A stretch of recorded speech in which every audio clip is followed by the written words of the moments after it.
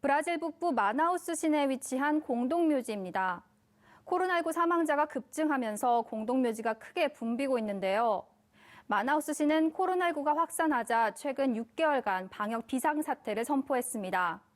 이 지역 병원 중환자실에도 환자가 줄을 잇고 있지만 보건의료 인력은 터무니없이 부족한 상황입니다. Só tinha apenas 4 médicos ontem, tinha mais de 70 pacientes na sala roda aqui embaixo. Tinha mais de 12 pessoas intubadas só aqui embaixo ontem onde estava minha mãe. 의료 인프라가 풍부해 코로나 방역에 선방한 것으로 평가받는 쿠바에서도 최근 확진자 수가 빠르게 증가하면서 불안감이 커지고 있습니다. 그동안 코로나19 확산을 잘 막아왔지만 430여 명의 신규 확진자가 나오는 등 나흘 연속 최다 신규 확진자 기록을 경신 중인 상황. 쿠바는 11월부터 국경을 열면서 휴가를 보내러 온 외국인 관광객이 많이 늘었는데요. 당국은 부랴부랴 쿠바에 입국하는 국제선 항공편을 줄이고 입국자에게 코로나19 음성 진단서를 요구하고 있습니다. 지난해 큰 위기 없이 버텨온 우루과이도 최근 상황이 심각합니다. 코로나19가 장기화되고 방역 지침을 따르는 국민들의 태도가 느슨해지면서 올해 들어 확진자가 가파르게 늘고 있는데요. 연휴를 맞아 이동객들도 늘어나자 국경 폐쇄 조치를 이달 말까지 연장하기로 했습니다. 이런 상황 때문일까요? 세계보건기구 WHO는 올해 안에 집단 면역을 달성하기는 어려울 것으로 전망했습니다.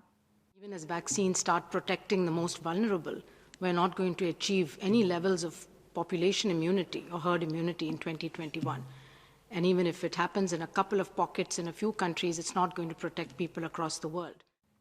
몇몇 국가에서 백신으로 인해 집단 면역이 나타날 수는 있지만 그것으로 전 세계 사람들을 보호할 수는 없다는 겁니다. 그러면서 사회적 거리 두기와 손 씻기, 마스크 착용 같은 기본 방역 수칙을 계속 준수해야 한다고 강조합니다.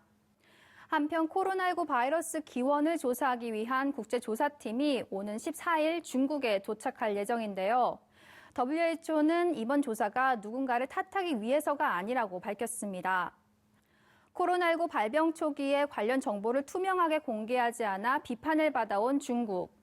우한에서 코로나 바이러스가 처음 발견된 지 1년이 지났지만 아직까지 정확히 어디에서 유래했는지 등 규명해야 할 과제가 산더미인데요. 이번 현지 조사에서 실마리가 풀릴 수 있을지 관심이 모아지고 있습니다. 다음은 미국으로 가보겠습니다. 경찰은 물러나라는 구호와 함께 하키스틱과 깃대 등으로 경찰을 구타하는 사람들.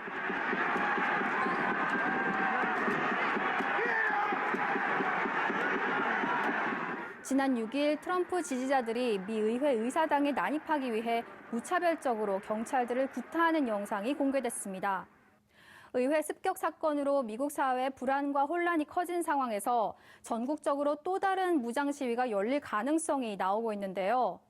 다음 주 바이든 대통령 당선인 취임을 전후해 워싱턴 DC를 비롯한 50개주에서 무장 시위가 계획되고 있다는 첩보를 FBI가 입수한 겁니다. 트럼프 대통령은 워싱턴에 비상사태를 선포하고 연방정부 지원을 지시했습니다. 이런 가운데 민주당이 하원에 트럼프 대통령에 대한 두 번째 탄핵소추안을 발의했는데요. 지난 6일 트럼프 지지자들이 의사당에서 무장 폭동을 일으킨 것과 관련해 트럼프 대통령이 내란을 선동했다는 이유입니다. And we fight. We fight like hell. And if you don't fight like hell, you're not going to have a country anymore. 민주당은 또 펜스 부통령이 수정헌법 25조를 발동해 트럼프를 대통령직에서 해임하도록 촉구하는 결의안도 함께 발의했습니다. 하지만 상원의장을 맡고 있는 펜스 부통령이 트럼프 대통령과 거리를 두면서도 해임과 탄핵에 대해선 부정적이기 때문에 수정헌법 25조를 발동하거나 탄핵안을 통과시킬 가능성은 크지 않아 보입니다. 이르면 13일 하원에서는 탄핵 소추 결의안 표결이 이루어질 거란 예상이 나오고 있는데요. 혼란 속 어느 때보다 급박하게 흘러가고 있는 미 정치권 상황. 다음 주 바이든 대통령 당선인 취임식이 열릴 미 연방의회 의사당 주변 모습입니다. 펜스가 촘촘하게 세워져 있고 주 방위군이 대거 배치돼 있는데요. 그 어느 때보다 긴장감이 고조되고 있습니다. America United, 하나 되는 미국.